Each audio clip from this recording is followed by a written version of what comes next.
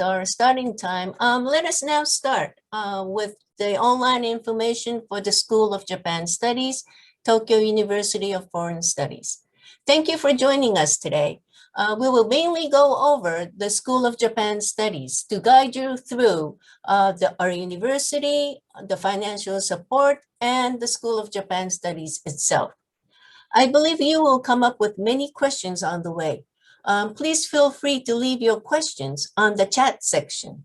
We will be going over your questions once our presentation is over, or maybe in between our presentation. Okay, so let me first introduce about our university. Okay, our university, as our title shows, is located in Tokyo, the capital of Japan. It's about 30 minutes of a train ride from downtown Tokyo in a very quiet residential area. As our title shows, we specialize in foreign studies, meaning unfortunately we do not have any departments or schools related to scientific fields. We specialize in foreign studies such as language studies and international studies. As you can see here, the number of languages taught at this university reaches 75. Among the 75 are so-called 28 major languages, which the students of this university will study as their major. So if you can come to this university and study here, you will be able to meet with Japanese students studying about your language, your culture, and your history, which I believe is a very precious experience that you will have, so that you can learn Japanese from those students, and those Japanese students can study your language at the same time. As you can see here, we are relatively small as for the size of the university. And as for today, due to the COVID-19, the number of international students studying at this university is relatively small. It's usually around 700, coming from more than 80 countries. I understand that when you consider studying abroad, the fees and financial support is a very big issue to consider. As a national university, our academic fees are relatively low compared with the private universities in Japan. And for the financial support, let me give you 3 points. This School of Japan Studies comes with the Japanese government scholarship opportunity, which I will go into details after this. Apart from that, for those who will be entering as a self-funded student, they will be able to apply for the tuition exemption and also scholarships provided by private foundations.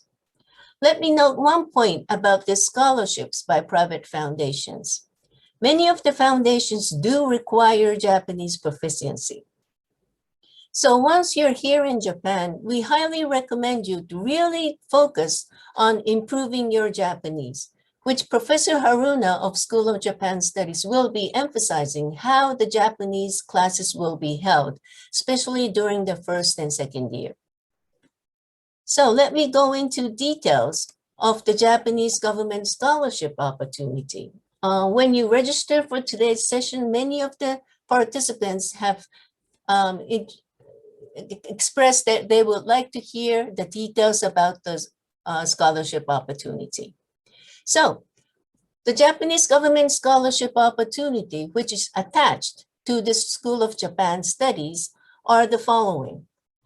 Successful applicants who also meet the eligibility of the scholarship will be screened for the scholarship.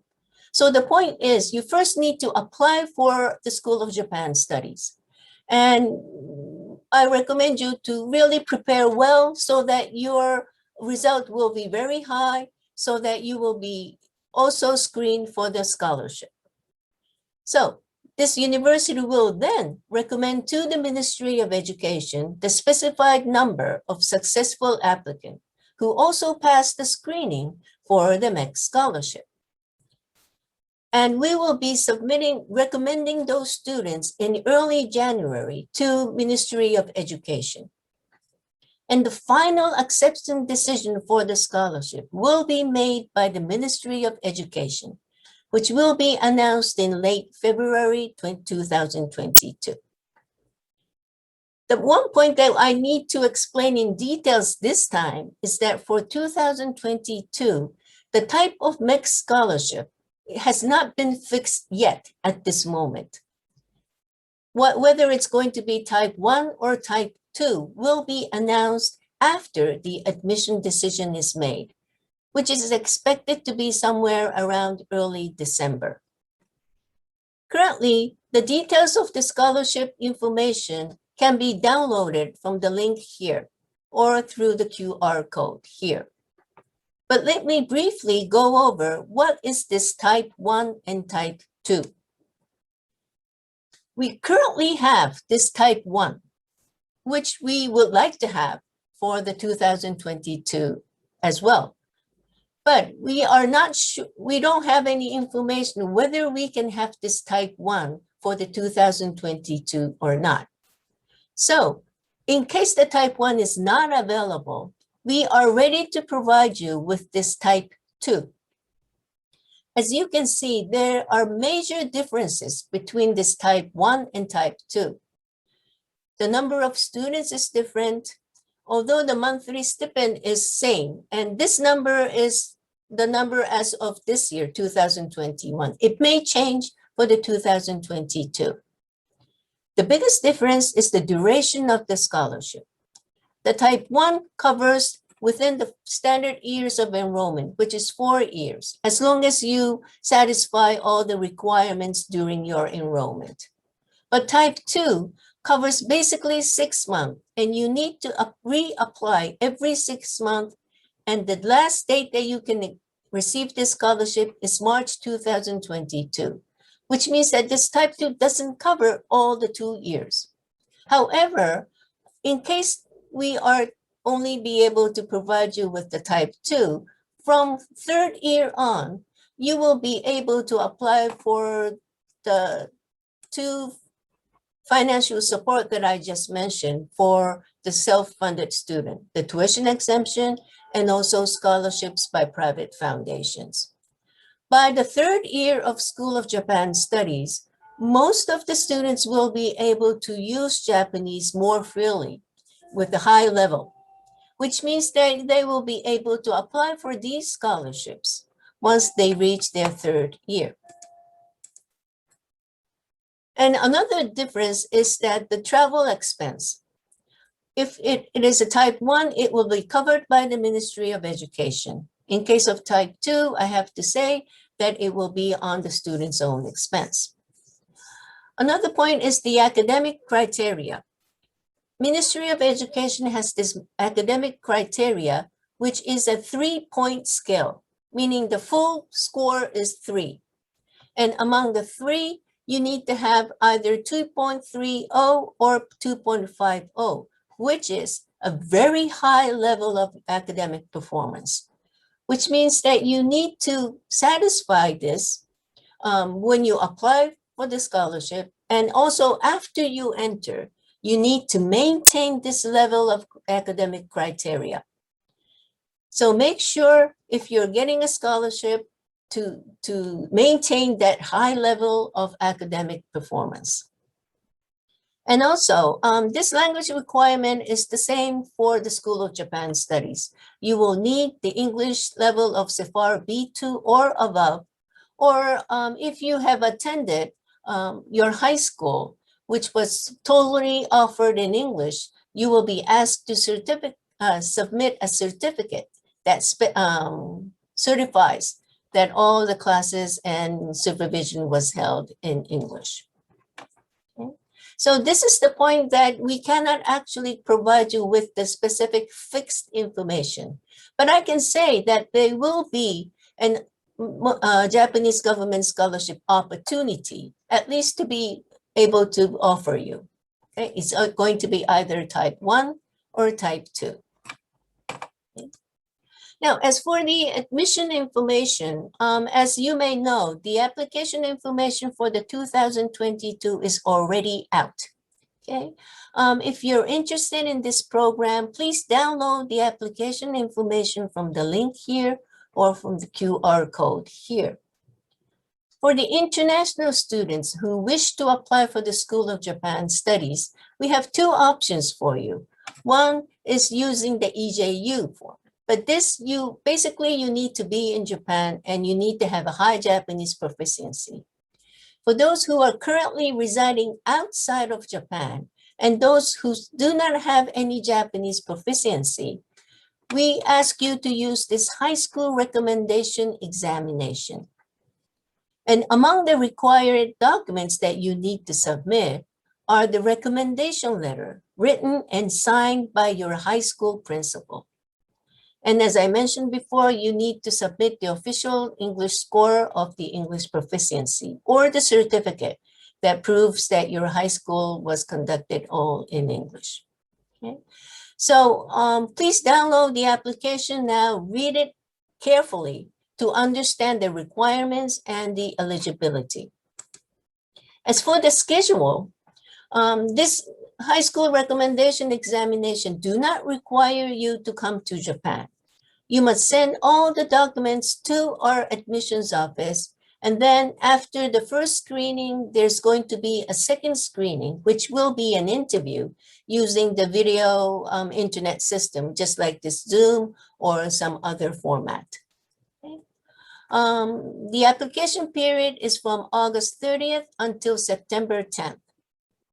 And the second screening is expected to be held in mid to late October. The announcement of the admission decision is expected on November 24th. And as I mentioned in the scholarship session, that we will be able to provide you with the scholarship information, the availability in early December. Okay. So again, please download the application information, go through them in details. If you have any questions regarding this application format, please contact us at the Global Admissions Office, GAO, at tufs.ac.jp. Another examination that we have is the so-called third-year transfer. The School of Japan Studies admits third-year transfer students in October of every year. Okay, so this is different. When you wish to enter the School of Japan Studies from the beginning, the admission date is basically April. But for the third-year transfer, we accept new students in October. Okay. The admission information will be announced in January or February of each year. The entrance examinations are held in May. And this, again, you don't need to come to Japan. You should send us the details, the application documents, and the interview will be held afterwards. But the biggest difference between the entrance examination that I just mentioned and this third-year transfer, that you will be required to have some Japanese language proficiency, which is JLPT level of N2 level or above. Okay, so this third-year transfer is basically for those who have already been studying Japanese or Japan studies at their current universities. Okay. If you have any questions regarding the third-year admission, please again contact us at the Global Admissions Office. Okay. And the previous application information for the 2021 can be downloaded from here so that you can go over it as the reference. Okay. So, and lastly, I understand that you're kind of worried about where you can live and what kind of facilities that you can use. This university has 3 international residents on campus. Basically, we will have our new students entering this dormitory, but I have to say that it is not guaranteed. You can apply for the dormitory upon the official acceptance to this university. And even if you were able to live in the dormitory, there's a limitation on the duration, which is currently 6 months. So during the 6 months, we are asking all the students to find an apartment outside the campus which is relatively convenient. And since it is a little bit far from downtown Tokyo, it is not that expensive. So I believe some of the students who are here today will be able to share their experience about living in the apartment. But I do think that they are enjoying their life outside the campus as well. We also have a healthcare center. Many of the international students, once they're here, experience some difficulties, especially in this unfamiliar environment, different climate, away from home. Those times, the doctors and the medical staffs are here. And we also have the student counseling office, which we have a counselor who is fluent in English as well. And for those who are seeking job opportunities after graduating, we have the Global Career Center. Here we have one career counselor who specializes in international students. He will meet many times as possible. He will go over your resume, how to prepare for the interview, apart from just providing the job opportunity information. So there are lots of opportunities here at this university. But now let me just hand over the microphone to Professor Haruna of the School of Japan Studies. He will go over the details of what you can learn here, what you can study here. Okay, so Haruna sensei, ではよろしくお願いします。Okay, thank you very much, Ishida-san. Let me show you my slides. I'm sorry.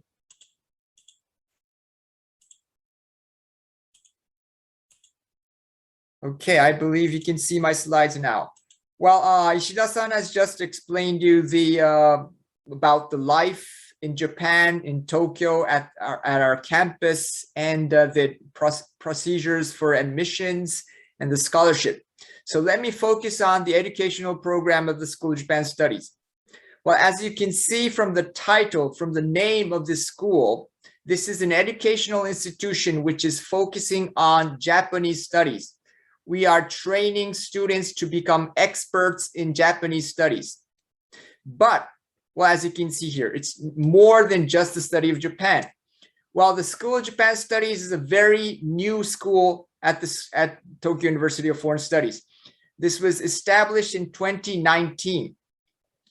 Well, we envisaged that Japan will turn into a more globalized society in the near future, which means that we'll have more and more people coming from abroad to Japan to study and to work.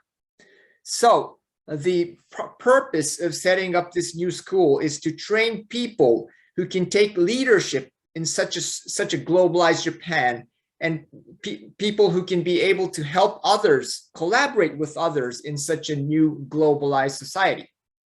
So therefore, we actually produced a very diverse environment in the School of Japan Studies. We have both international students and Japanese students studying together in the same classroom from the very first year. I believe this part is very different from similar schools in other universities. There are schools of Japan Studies all over Japan nowadays, but in this university, at the School of Japan Studies, we have both international students and Japanese students studying together from the very first year. Well, to be more specific, we have 45 students entering the school from Japanese high schools and 30 students from abroad. And as Ishida-san just mentioned, we add 10 more students from abroad in the third year. If you look at the origin of the students coming from abroad, we have students not just from neighboring countries in East Asia. We have students from all over Asia, like Malaysia, Thailand, Singapore, Sri Lanka, Indonesia, like that. And plus we also have students from the Americas. We have one student from Brazil, and one student, actually two students from Brazil and one student from Ecuador in this session, but not just from South America. We also have students from the United States of America. We also have students from Europe. You can see here, we have a very diverse environment in this very tiny School of Japan Studies. And as I just mentioned, we have, well, to maintain this diversity, we don't require the students to have proficiency in the language and knowledge about Japan upon entering the School of Japan Studies. As I've written down here, all mandatory courses in the first year are taught in English, and in the second year as well. In the second year, you start picking up some courses from a list of mandatory courses. You can pick a certain number of courses taught in English. So therefore, I would say that for the first 2 years, the common language in education is English in the School of Japan Studies. So therefore, you can enter this school without proficiency in Japanese. And this is one way to keep this diversity. Well, as I just mentioned, we don't ask the students to have full knowledge about Japan. Well, you can just enter the School of Japan Studies with no knowledge about Japan, the Japanese language, the Japanese society, and the Japanese culture. We teach this. From the first year to the third year, we offer a great number of courses ranging from social studies to linguistics to cultural studies. Well, we categorized this wide range of Japanese studies into 4 fields. The first one is social studies, like politics and economy. The second one is culture and literature. The third is linguistics. And the fourth is Japanese language teaching. We teach the students to teach Japanese to others. Well, all students for the first 3 years have to take courses in all of these 4 fields. So therefore, the students are given time to form their own base of knowledge, a very comprehensive base of knowledge of Japanese studies.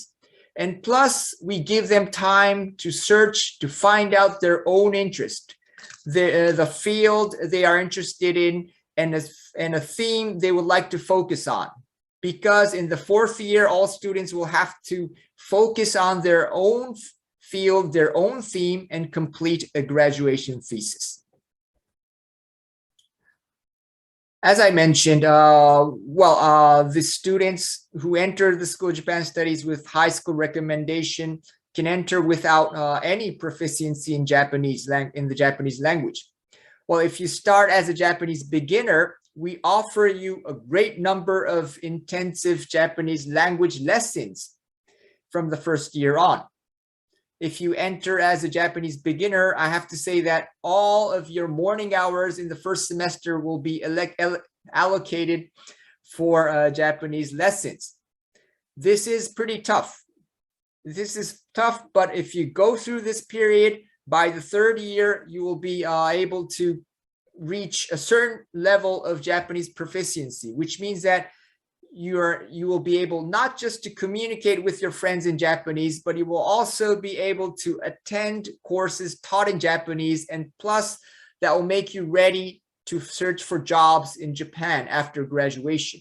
So therefore, this is tough, but it's worth going through this tough period. Well,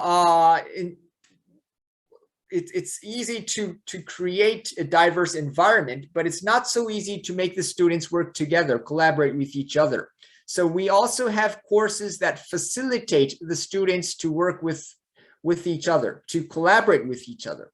And these courses are called collaboration projects. We have collaboration project courses every semester for the first 2 years. The one you see right in front of you is a course which makes students to form groups composed of both international and Japanese students, and we make them to create some short films about the charms of our city, Fuchu, where our university is located. So with these kinds of courses, we make the students to collaborate with each other, learn to collaborate with each other, and to make use of both English and Japanese while learning about Japan from other courses. Well, to give you some more vivid images of how your 4 years will go on. In the first year, if you start as a Japanese beginner, as I just mentioned, in the first semester, all of your morning hours will be allocated to Japanese lessons. well, the number of courses, Japanese lessons will be decreased from the second semester. But mostly you'll still have to take a number of Japanese lessons. In the afternoon, you will take the multicultural collaboration courses and plus the introductory courses. As I mentioned, all of these, these introductory courses are all mandatory, but they are all taught in Japanese, in English. So you don't have to have any proficiency in Japanese to attend these courses. And as I just mentioned, these introductory courses ranges from history to linguistics, but all students have to take these. Okay, from the second year, you will have more specialized courses, which are called survey courses. And all students will have to pick up the courses they are interested in and to gain a certain number of credits through these courses. But what I can say is about half of these courses are taught in English. So therefore, there won't be a big problem even if you start as a Japanese beginner in the School of Japan Studies. You'll still have Japanese lessons in the morning. And as I just mentioned, you also have some these collaboration courses in the afternoon. Okay, from the third year on, the education will be more specialized. We offer specialized courses, lectures, and seminars. Well, the biggest difference between a lecture and a seminar is that lectures are intended to give the students knowledge. But for seminars, the intention is to make the students learn how to gain knowledge by themselves, learn how to create the knowledge. So this is the basic training to become researchers. That's the difference, lectures and seminars. And all students have to take these seminars because they have to be prepared to focus, to complete their own graduation thesis in the fourth year. Well, if you look at the lectures, you can see we have lectures in all of the four fields: society, social studies, linguistics, culture, and teaching Japanese. We have seminars in all of these four fields as well. And when you write a graduation thesis, you have to pick up one supervisor. The name of the supervisors are listed on the right end of this chart.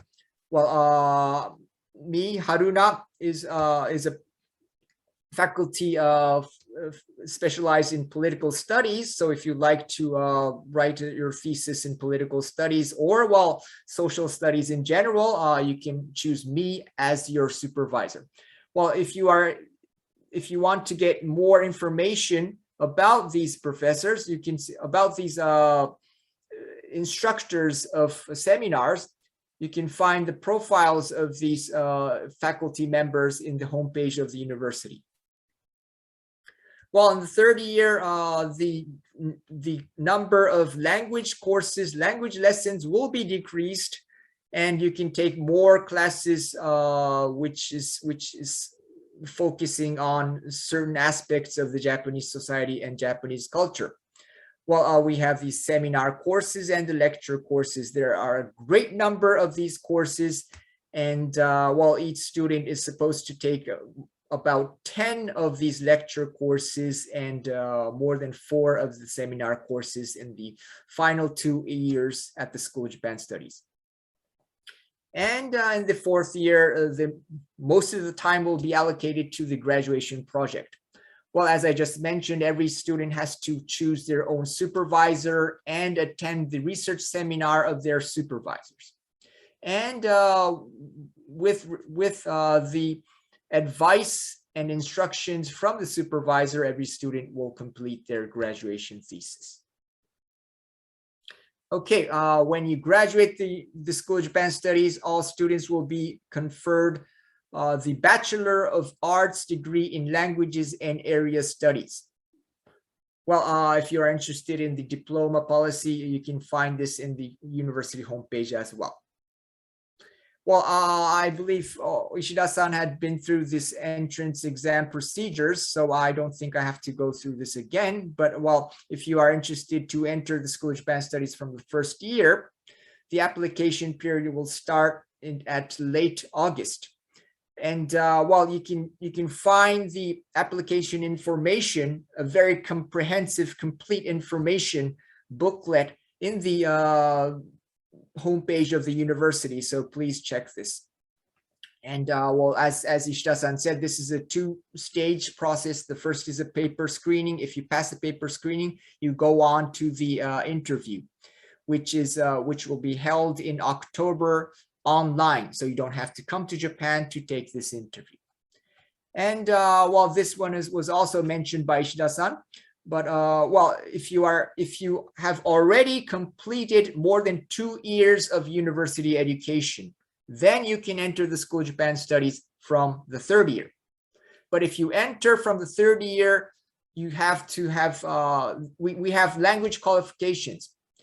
Not just that you have to have proficiency in English, you also have to have proficiency in Japanese as well. You have to have the proficiency of over N2 level in the JLPT exam, where you have to submit the scores of you've got at the JLPT exam.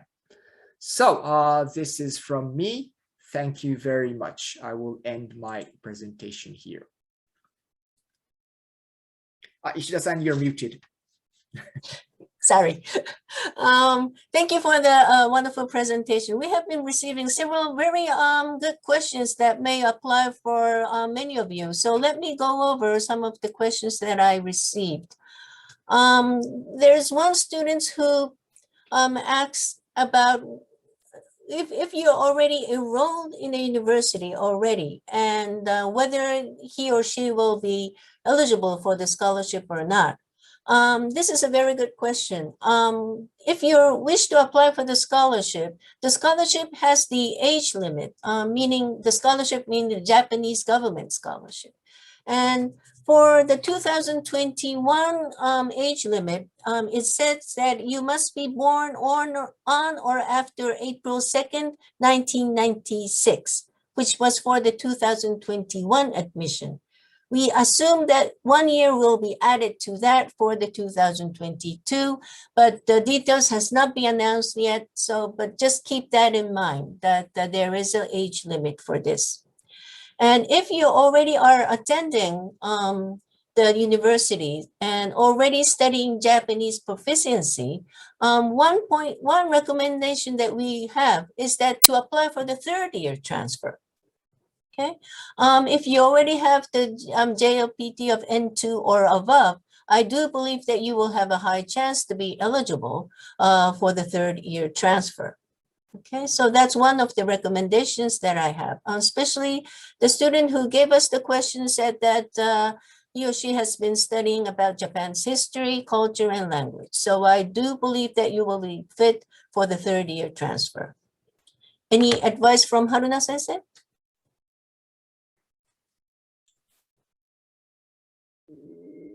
Nothing, I don't have anything to add, but I was just going through the questions we were receiving in the chat box.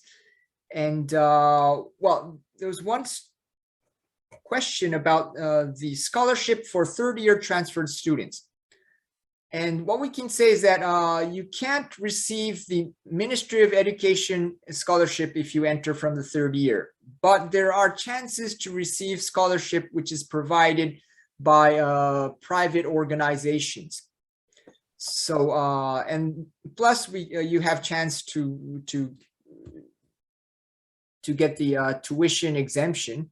So well, that's what I can tell you now. Yes, if I can add to what Professor Haruna just said, if the students already have a certain level of Japanese proficiency, they will have a larger options of scholarship that they can apply for. So we cannot guarantee that you will be able to get a scholarship, but I can say that there is a chance, because I know some of the students who are studying the Japanese languages and try to apply for the scholarships and were able to get one. So it's not easy, to be honest. Many of the private funded students will apply for scholarships 10 times, 15, maybe more than 20 times before they get the scholarship itself.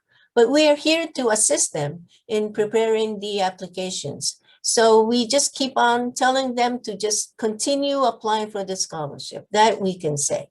Okay. The other questions.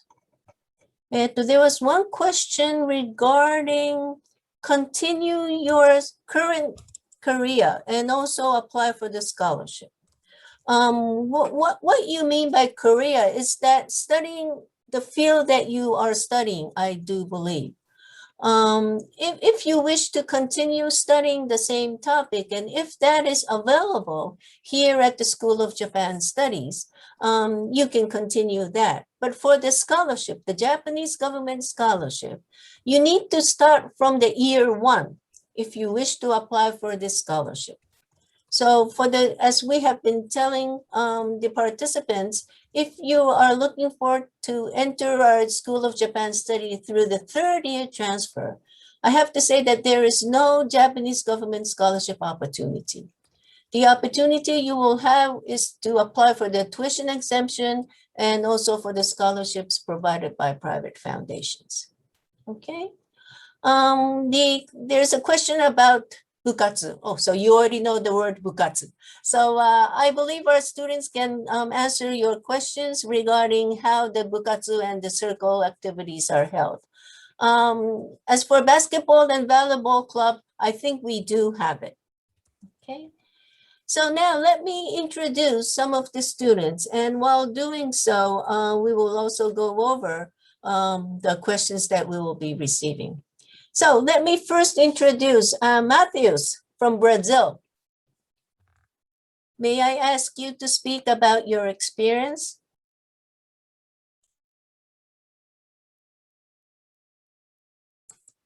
Yes, sure. I cannot start my video.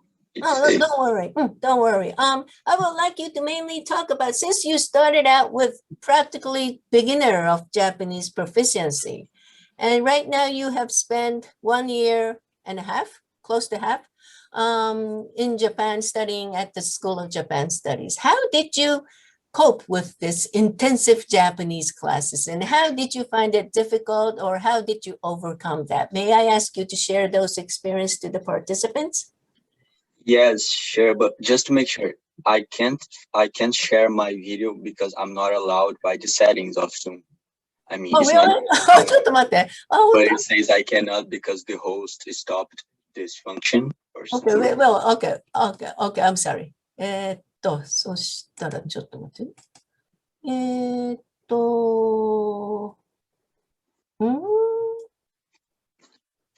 Okay, well, I'm sorry. I don't know why that is happening.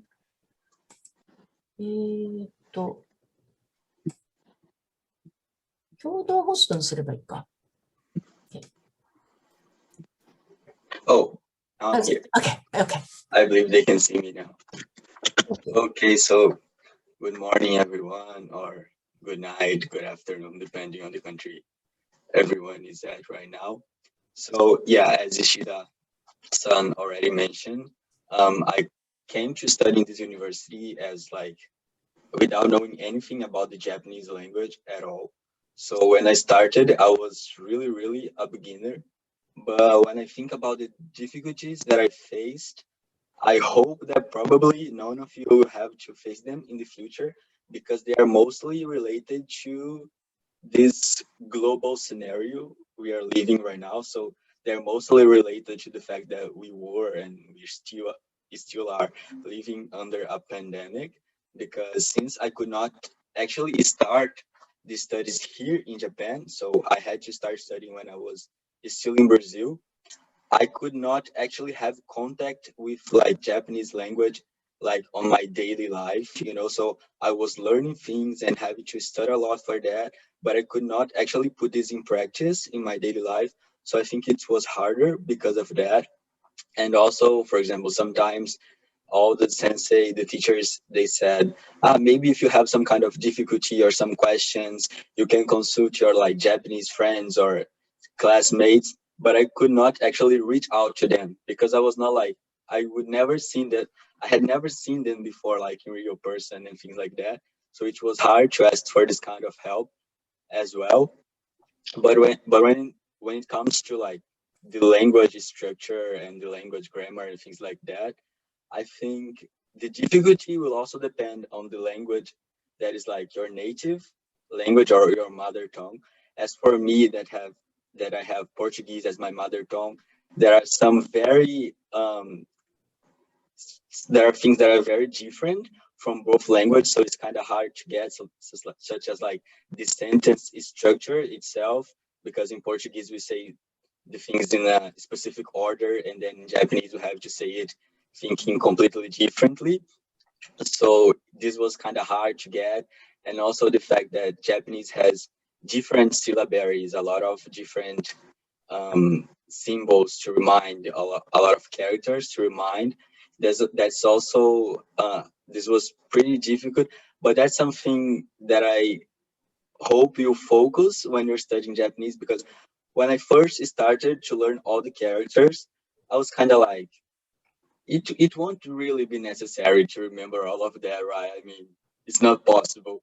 But then in the end, eventually the exam came, and you face it, and you're like, yeah, I actually have to remember all of that in my daily life. So yeah, I think putting these studies like kanji studies like on your daily life when you start to study Japanese is essential, because you have to remember at least like the readings, the way of reading the symbols and like the meanings of it.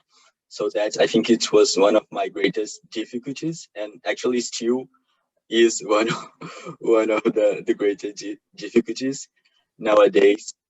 So yeah, I believe that was basically the things that was the hardest aspects for me. And of course, I entered university without having any previous contact with the Japanese language. So if I could give an advice, it would be basically like, if you're planning to come to Japan and study in Japan, you probably will have to know Japanese. So if you have the opportunity to kind of like get in contact with with the language in advance, it would be essential, I think. I'm not even saying that, oh, you studied before, so you'll be able to start here in the university in a upper level. Maybe you won't, you still have to start from the most basic one, but at least you have like contact with the language. You will know how it sounds like, you will know like basic sentences, because when I started, it was really like like I learned everything at once. So maybe if you're more familiar to it, I think it can also be helpful. Yeah. Okay, thank you very much, Matthias. I didn't ask you this, but can you give us a very short message to today's participants in Japanese? Oh my God. Okay. What I'm sorry exactly to should I surprise you. say? I Can wonder you what try exactly it? should I say?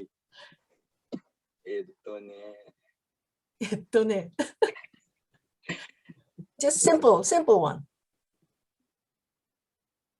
じゃあ、皆さん、今私は外大の2年生です。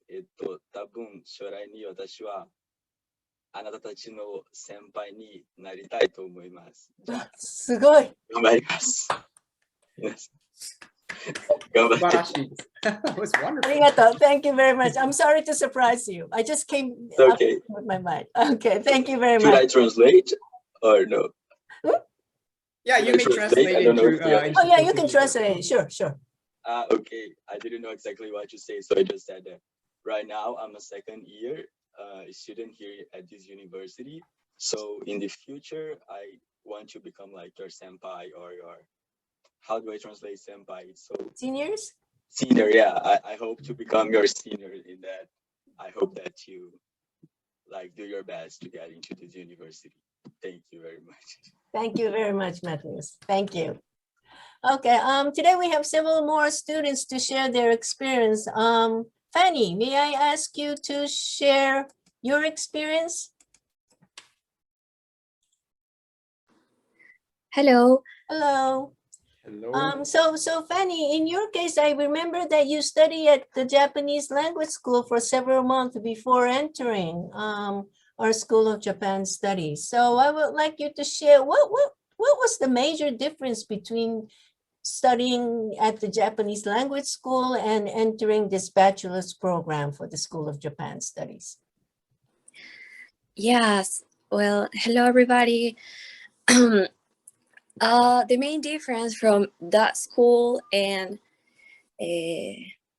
Tufts Japanese classes were that the school was mainly for conversational. They didn't explain any grammar or how the sentences are structured or anything. They just made us memorize dialogues, and through the dialogues we kind of understand what's happening with the grammar.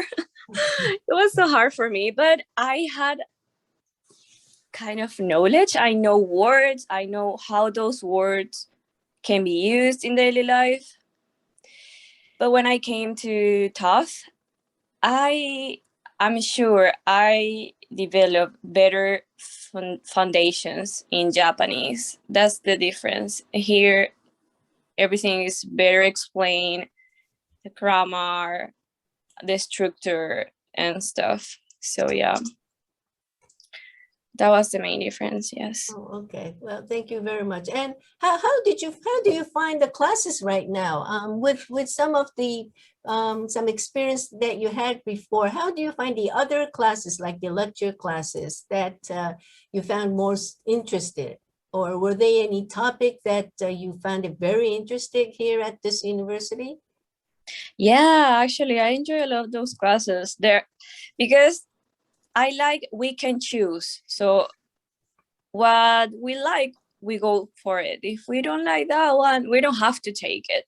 There were some mandatory ones, but they were still so interesting because at the beginning we didn't really know what to do. So it was like a broad menu to choose. And then now we can specialize with what we like better.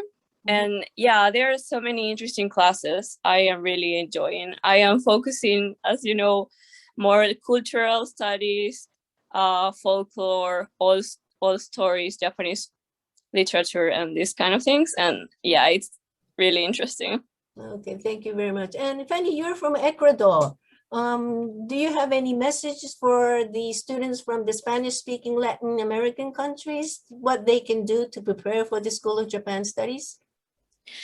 Yeah, well, if shall I say in Spanish? No, Well, I'm kidding. whichever you prefer. Sure, Spanish is fine. Hola a todos los que me oyen de Latinoamérica.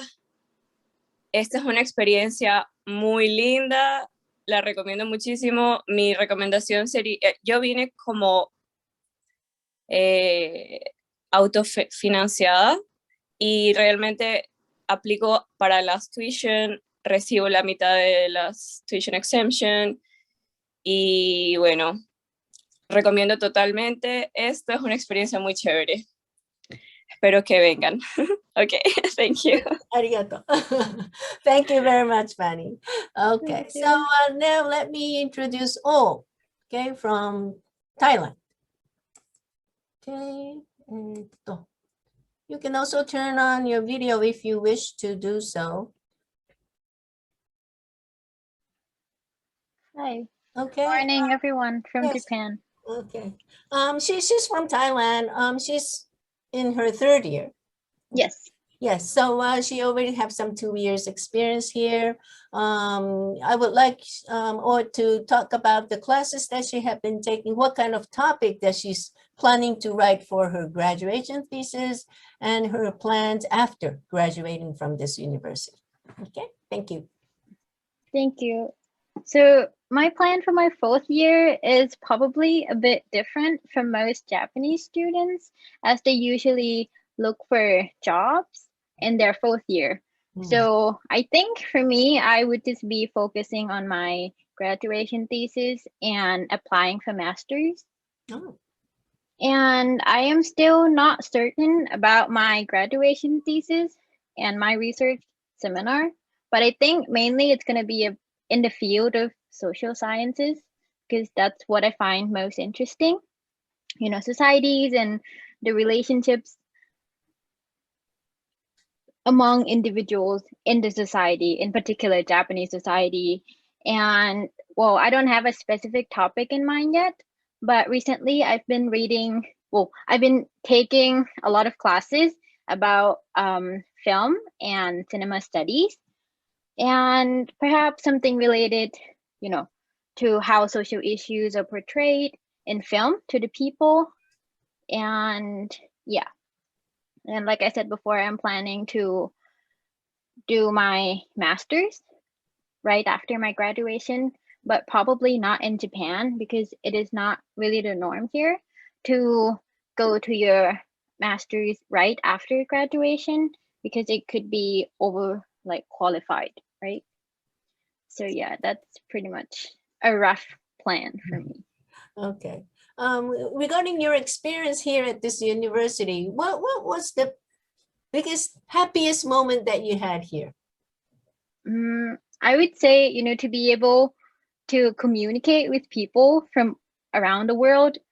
When I first, you know, before coming here, I was expecting, you know, it's gonna be like Japanese students around me, like not only like Japanese students, but you know, when I came here, I met so many people from all over the world, and you know, it's pretty amazing that I can communicate with these people and see like new perspectives from them, not just Japanese, but you know, these people as well. And you know, talking to the Japanese students who are learning my native language, that was very interesting. You know, I get the perspective that I would have never thought of because I didn't learn Thai the way they learn it. And I'm like, oh yeah, you can think of it from that certain point of view as well. So I think it's a very good experience for me. In this university, as I mentioned in my part of presentation, we have many Japanese students studying, let's say, Thai language. Were you able to communicate with some of those Japanese students who are studying Thai languages? Yes, it was very funny in the first year. You know, they couldn't really speak Thai and I couldn't really speak Japanese, but somehow we managed to communicate with each other. And now, you know, I'm in my fourth year and they're in their fourth year. Oh, no, third year, I meant. And, you know, we could communicate in the language. You know, they can speak Thai and now I can speak Japanese. And it's pretty amazing how far we have come. Yeah. Oh, great. Well, thank you very much for sharing your experience. Thank you. Yeah, thank you very much. Okay. Aisha, sorry to kept you waiting. It's your time now. I'll turn on your camera. Hi, Aisha. Sure. Okay, here you go. Let me try. Oh my gosh. Hi. I hope that Can you can first hear introduce me. where you're from? Okay, sure, Yeah, no problem. okay. And Hi about the everyone. same topic as Ojan said, okay? No worries. Okay. I'm sorry if my internet is quite bad. All right, just a heads up. Okay. Hi everyone. I'm Aisha. I'm from Singapore, and I'm a third year student, just like O. What was the question? Oh, right. Basically, what am I planning to do for my final year thesis? Essentially, I am planning to also delve into the social sciences, and particularly, I'm planning to write my thesis about poverty in both the Japanese society and the Singapore society. I plan to do a cross-cultural analysis and a more sociological perspective on this issue. It's something very close to my heart because I've been taking a lot of classes that talk about the role of capitalism. And I would like to do a very detailed critique on it and its role with poverty, essentially. So that's the plan so far for now. Yeah. I see. Oh, okay. Well, in your case, you also started out your Japanese quite at the beginner level. Yes, that's Hmm. correct. Yeah. How did you find this past 3 years regarding studying Japanese? Mm, I think it's been a very interesting journey. Um, Thinking of the fact that I did study Japanese before I came to Japan, but it wasn't anything like my experience in Tufts, basically. I learned a lot more, and it really helped me build that foundation to start wanting to learn Japanese by myself outside of classes. Mm. Yeah, essentially. So my communication with friends has been one of the biggest lifesavers when it comes to Japanese. Mm. It's very, very helpful when my Japanese friends talk to me in Japanese and I'm kind of forced to wire my brain to understand and respond back. So it's been really interesting. And obviously, living in Japan and getting accumulated to the culture and the language definitely helped me learn Japanese in a more fun way, I would say. Yes. Okay, great. Well, great to know that. Well, by the way, when you first started the School of Japan Studies, how many hours a day did you study Japanese? Eh, Do you remember? I would like all the participants to know how intensive our Japanese classes are. I do remember you staying at the university until quite late in the afternoon.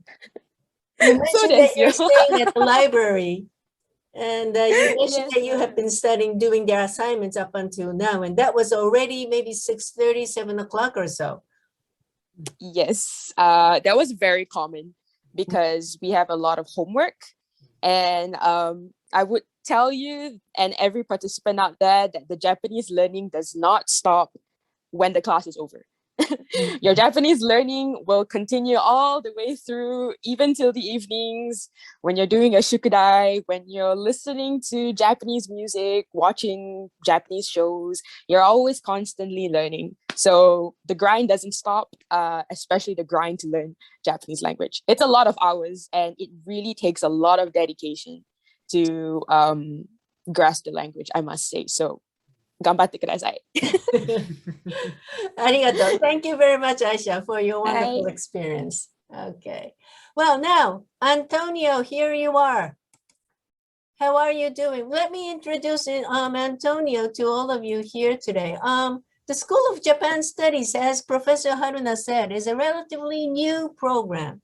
But before the School of Japan Studies started, we have this 3 years of kind of a preparation type of program, which invited students from all over the world without the Japanese proficiency to enter the 2 of our undergraduate program, either the School of International and Area Studies or the School of Language and Culture Studies. And Antonio was one of those students who entered our School of International and Area Studies. But unfortunately, last year, he graduated from this March, but last year, he could not come back to Japan after his short visit back to Brazil. So he graduated in Brazil in March without coming here, which was very sad, since we could not have him for the graduation ceremony. But Antonio, it's so nice to see you in a very good situation like today. May I ask you to share your experience at Tufts regarding your living experience, any particular event that you would like to share with them? I would appreciate it.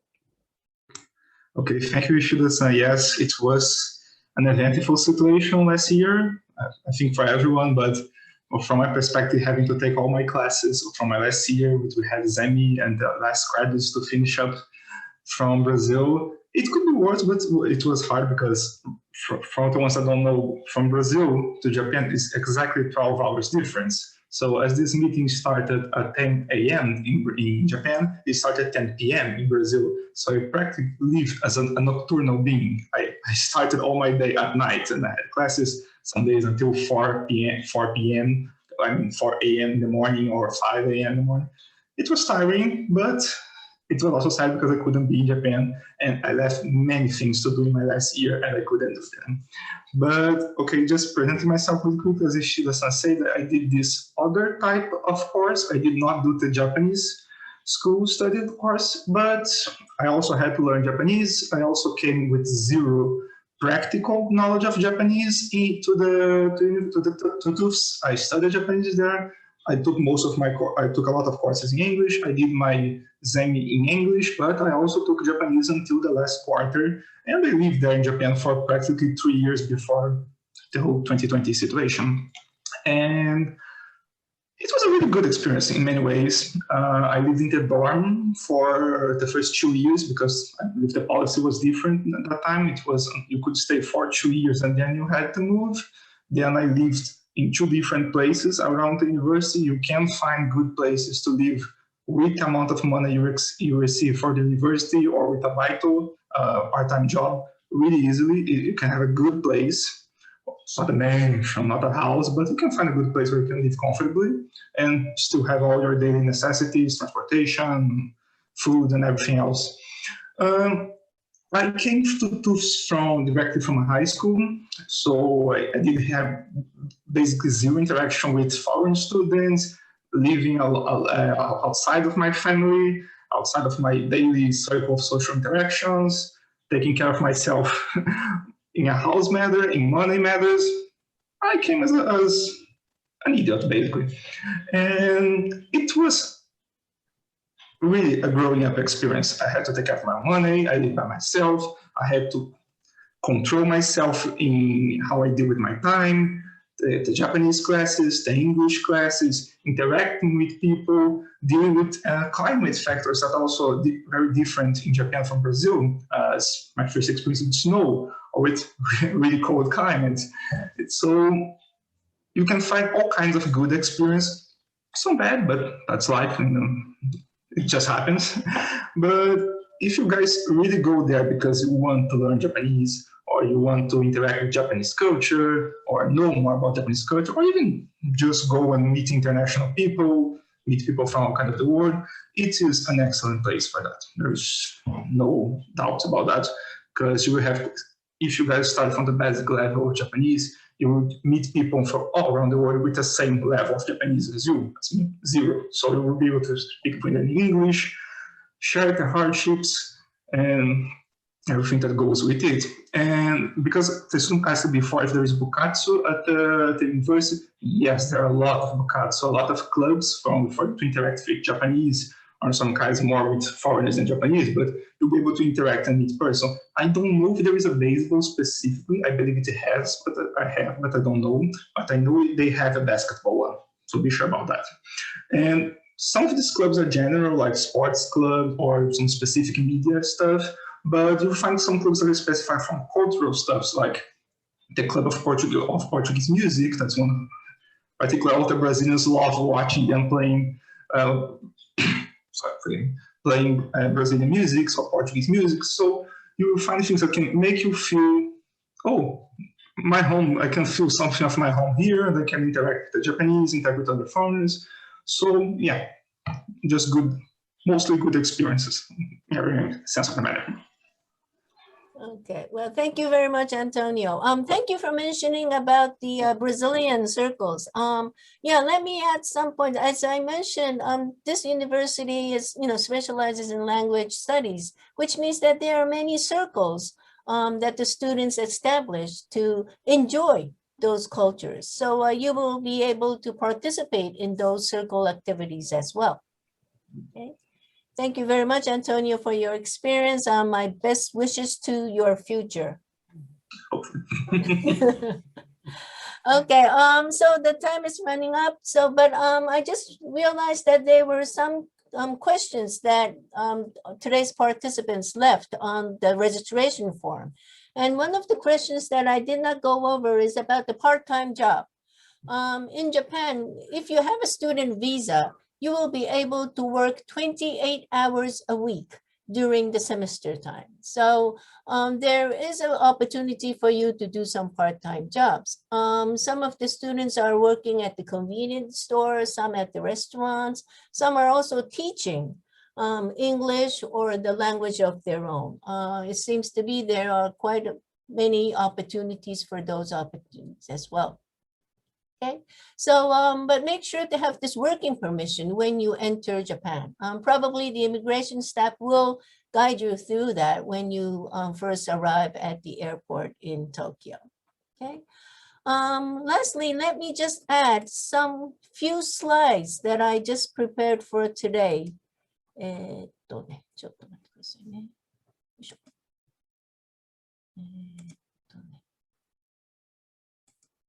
Now, currently, maybe some of you are worried about how the classes are held under this COVID-19. I just took some photos of our campus recently, okay? At the moment, about half of the classes are held in person. Many of the language courses are still held online, but we are resuming the classes in person as well.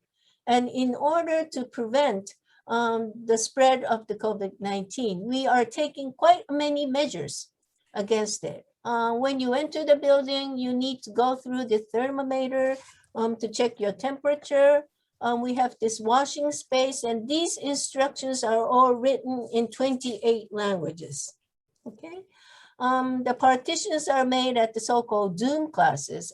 For those who wish to attend the online classes on campus, will use these desks to bring their own computer, connect to Zoom, and attend the classes in these situations where we have these partitions.